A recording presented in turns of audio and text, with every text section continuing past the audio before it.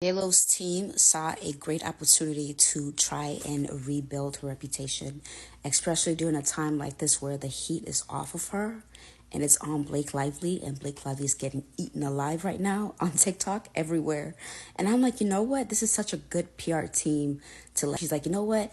The heat is off me. Let me see if I can do like add a little razzle dazzle to this whole thing and donate to such an amazing cause. It's something that is so vital and needed right now. And I'm like, JLo, why didn't you do this earlier? Like, if you did this earlier, this would have, I feel like people would have given you a little more grace. People would have been a little more, oh, actually, you know what, let's take it easy on JLo because she is doing some good out here.